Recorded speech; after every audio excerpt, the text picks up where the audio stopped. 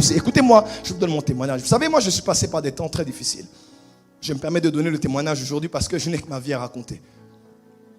Je suis le fruit de la miséricorde et de la grâce de Dieu. Aujourd'hui, je suis là, je suis marié, j'ai des églises, les choses évoluent pour moi par la grâce de Dieu petit à petit. Mais je viens de loin.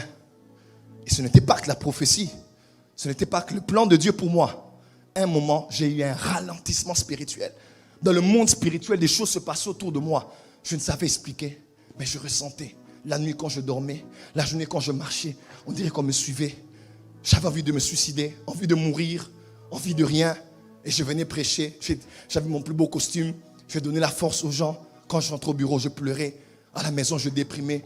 Je me réveillais le matin. Je regardais derrière mon ancienne gloire.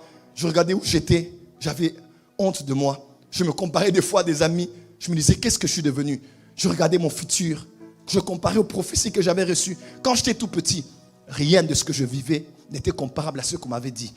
Je vais rappeler à Dieu, pourquoi telle chose, telle chose, telle chose? Pourquoi je suis là? Pas de foyer. Quelques amis, comme le docteur Levoix et les autres, qui sont là, qui t'appellent des fois, qui t'écrivent, qui t'encouragent. Mais tu es là, tu ne sais pas là où tu vas. J'allais à l'église avec un taxi jaune, pour ceux qui connaissent le Congo, pourri. Et l'église, payant un loyer sans tôle, mais il fallait prêcher. 2018. J'ai commencé à chercher. J'ai dit, Seigneur, non. Je dois chercher Dieu.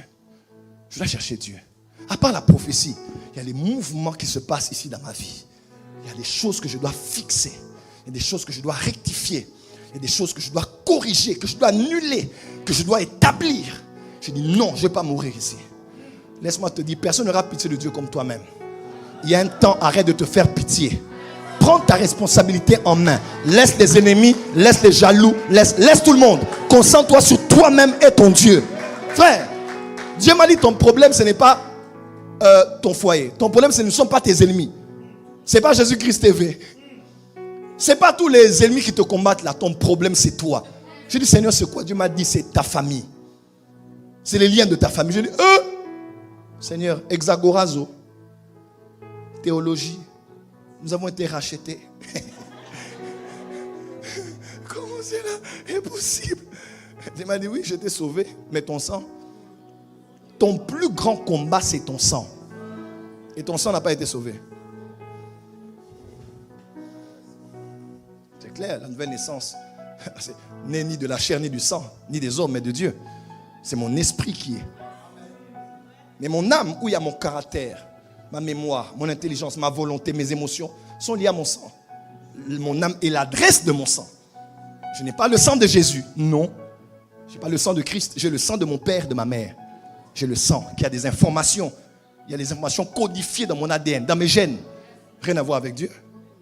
Pourquoi prenons-nous la Sainte Seine? Pourquoi la Sainte Seine est-elle puissante? Parce que nous rappelons aux informations génétiques de notre corps que Jésus est mort pour nous.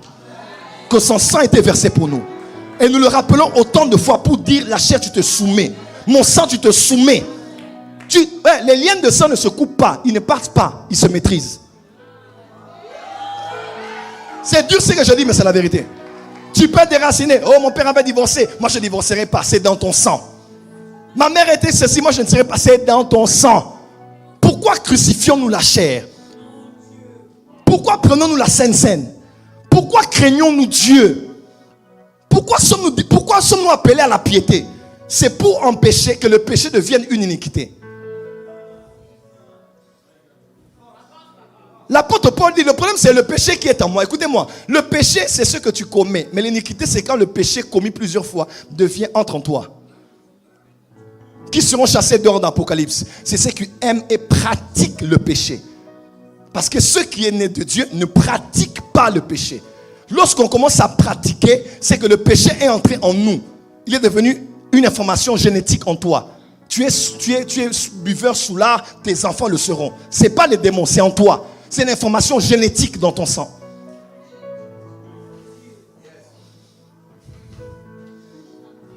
Regardez les pasteurs aujourd'hui. Regardez les ministres de Dieu.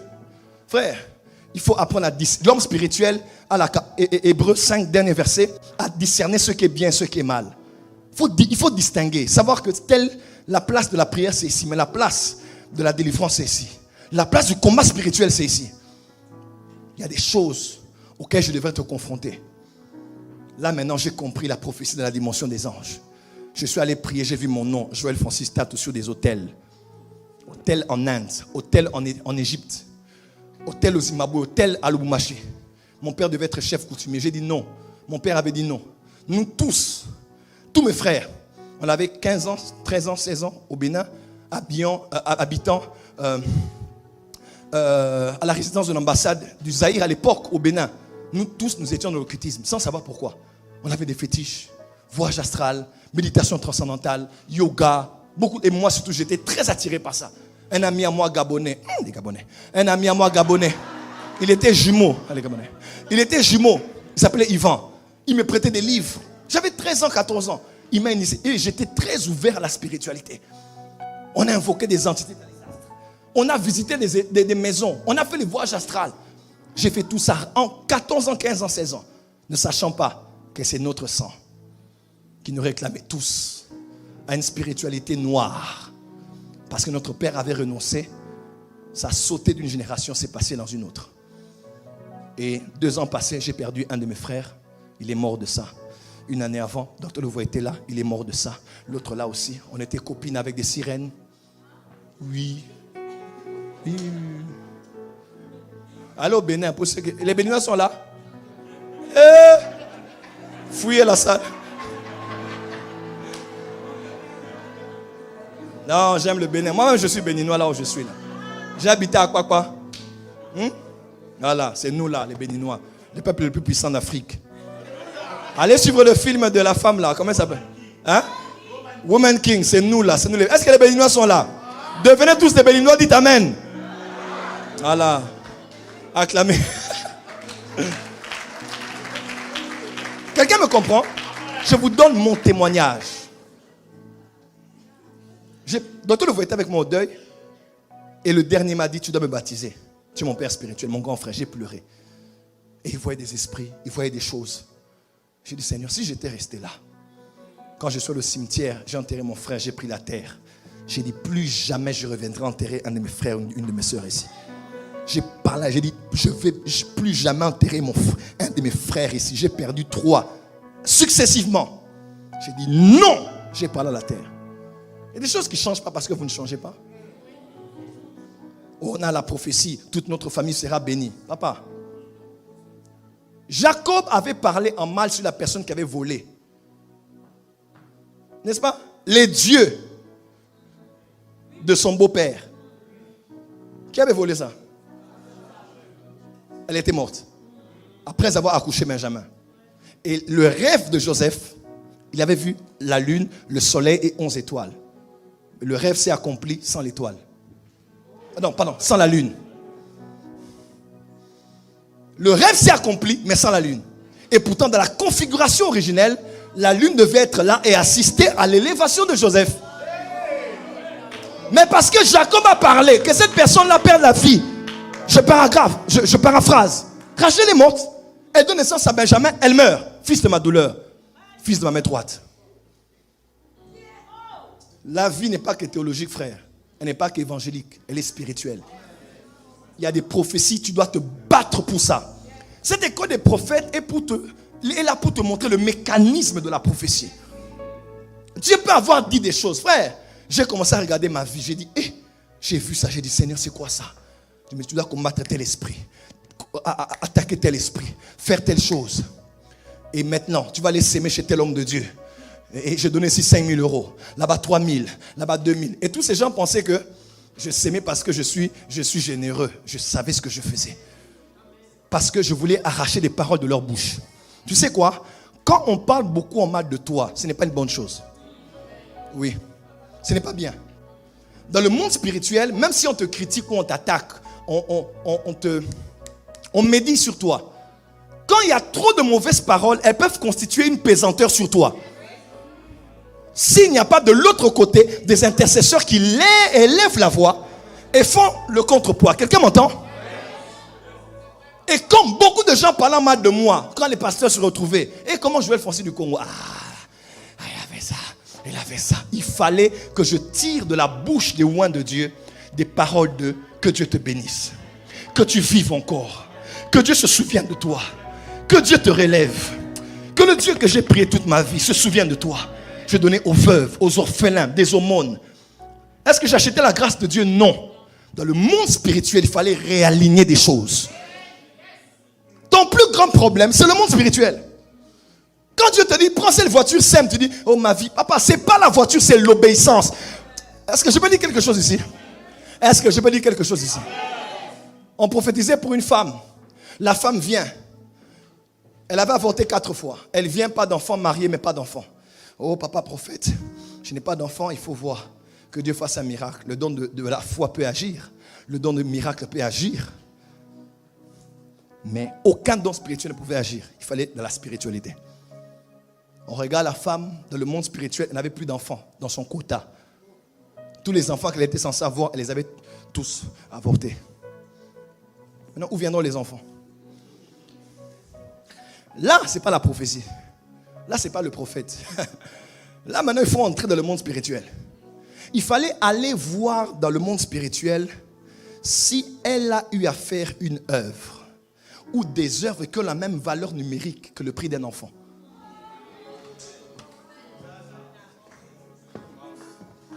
Eh oui, il fallait voir quelque chose qu'elle a eu à faire, ou que sa mère ou son père, ou quelqu'un a eu à faire qui peut valoir la vie. Cette faveur d'avoir un enfant. Et quand cela a été vu, on a emmené ça dans le conseil de Dieu. On dit, Seigneur, voilà. Le trône de Dieu est une instance judiciaire et juridique. Oui, il est le juste juge. Pourquoi Satan est notre accusateur qui nous accuse jour et nuit? Le trône de Dieu, pourquoi on a l'avocat? Pourquoi on intercède? Pourquoi on a la loi? Pourquoi tous ces termes juridiques?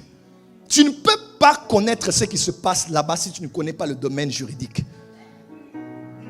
Il accuse jour et nuit. Pourquoi avons-nous le Saint-Esprit sur la terre? Pourquoi avons-nous la prière en langue? Je peux ouvrir une parenthèse et je ferme. Au ciel, Jésus est notre avocat. Sur la terre, notre avocat fait son travail quand nous prions en langue. Car nous ne savons pas ce qu'il nous faut dire dans nos prières. Mais il est en nous. Il intercède. Quand Satan t'accuse ici, il cherche des éléments pour t'accuser ici. Quand tu pries en langue, le Saint-Esprit il contre-attaque. Dis à ton voisin, le monde spirituel est réel. Évêque, je me suis mis à décider sur ma vie. J'ai dit ici, c'est maintenant ou jamais. J'ai sémé comme jamais je n'ai sémé. J'ai jeûné comme jamais je n'ai jeûné. J'ai prié comme... Je disais à Dieu, Seigneur, donne-moi, à chaque instruction, je vais obéir. Il dit, fais ça, je fais. Demande pardon à telle personne. Je demande, humilie-toi ici, je m'humilie. Frère, je ne veux pas pardonner, peut bloquer tout ton futur. Oui. Je ne pardonnerai pas, peut bloquer tout ton futur. Même ton mariage. Il y a des choses, il faut te libérer. Il faut pardonner. Il faut t'humilier. Il faut obéir aux instructions. Il faut réaligner le monde spirituel. Tu sais, des fois même tu as péché, tu as ouvert des portes.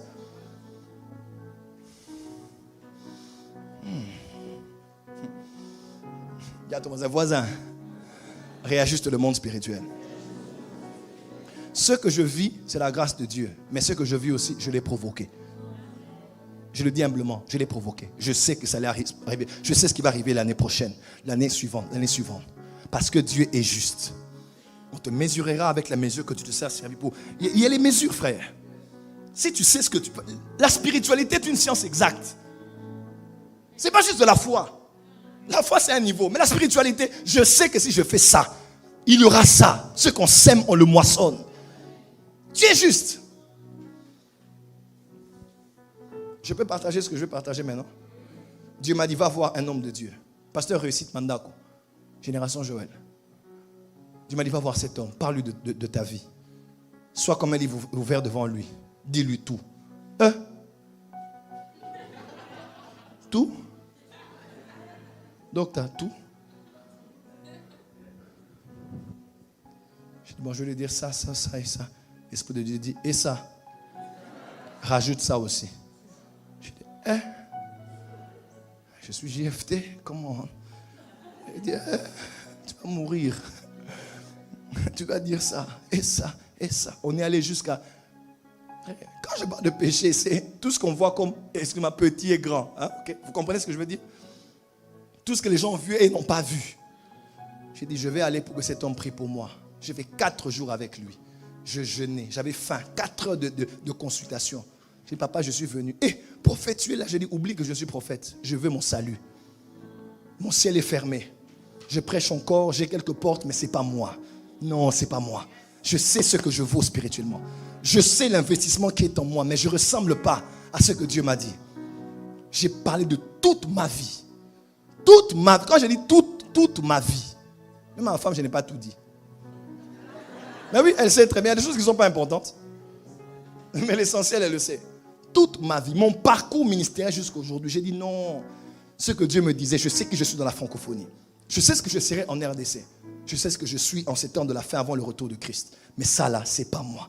Non, c'est pas moi. C'est pas Joël Foncé, c'est pas moi. C'est pas moi. Et les gens ont une image de toi, de ce que tu n'es même pas. Mais c'est dans le monde spirituel. Il y a des suggestions dans les pensées. J'ai dit non. Cet homme a prié pour moi. Je suis même tombé. Boum, je suis tombé. Il a prié pour moi. Quand je me suis relevé, je suis rentré à Kinshasa. Mon salut a commencé. Et jusqu'à aujourd'hui, je suis marié.